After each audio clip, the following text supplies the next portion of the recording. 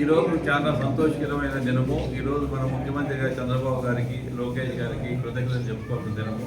ఆ రోజు అధికారంలో లేనప్పుడు చంద్రబాబు గారు పిల్లర్లో కానీ, కలికిలో కానీ, మినీ మహానాల్లో కానీ ఆ రోజు ప్రామిస్ చేయడం జరిగింది. మనకు ఇట్లా మదనపల్లి జిల్లా ఖచ్చితంగా ఇస్తాము అని మనం ప్రామిస్ చేయడం జరిగింది. ఆ రోజు దానికి అనుగుణంగా ఈరోజు ఆయన మాట నిలుపుకొని ప్రజల్లో పార్టీ పైన కానీ, చంద్రబాబు గారి నాయకత్వం పైన కానీ విశ్వాసం పెరిగింది.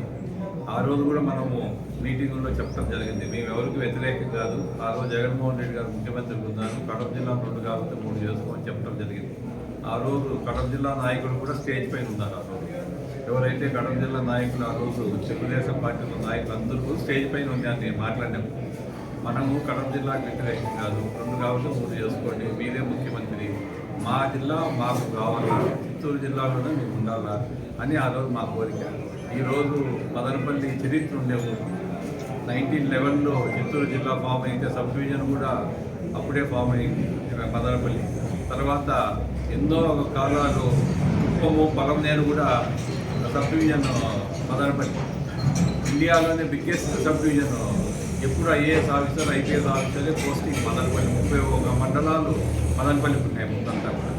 ఆ రోజు కాబట్టి వైసీపీ టైంలో కొంచెం ఇబ్బందికరమైన పరిస్థితి వచ్చింది.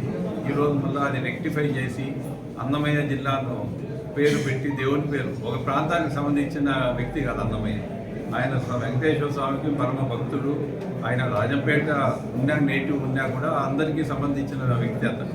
కాబట్టి ఈరోజు అన్నమయ్య పేరుతో మదనపల్లి జిల్లా స్టార్ట్ చేసి ఈరోజు కూడా పెద్ద ర్యాలీ చేయడం జరిగింది. అక్కడ ఇప్పుడే మేము ఎమ్మెల్యే, లోకల్ ఎమ్మెల్యే అందరూ ఈరోజు చాలా సంతోషకరం. ఈ రోజు నుంచి స్టార్ట్ అయింది. మనది కూడా సబ్ డివిజన్ కూడా 8 మండలాలు ఈరోజు మనకు కలిపినారు.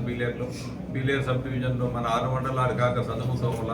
ఫ్యూచర్లో నాకు తెలిసి పులిచెర్ల, రొంపిచెర్ల కూడా ఫ్యూచర్లో కలుపుతారు. అది ఎందుకంటే అవి చాలా దగ్గర పీలేరుకి అన్నింటికి ఆనుకొని ఉన్నాయి. ఫ్యూచర్లో కూడా కలపచ్చు అనుకుంటా. ప్రజల్లో విజ్ఞప్తి మేరకు ముఖ్యమంత్రి గారు ఆ రోజు ఆలోచించచ్చు ఫ్యూచర్లో.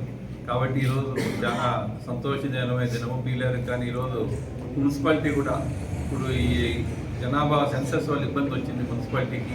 కాబట్టి ఆ సెన్సస్ అయిపోయిన తర్వాత మన మున్సిపాలిటీ కూడా పీలేరు అవుతుంది. మనం కూడా తిరుపతి, చిత్తూరు, మదనపల్లి లాగా పీలేరు పెద్దగా అభివృద్ధి అయ్యేదానికి ఈ సబ్ డివిజన్ వచ్చిన దానివల్ల మనకు అవకాశం ఉందని తెలుస్తుంది.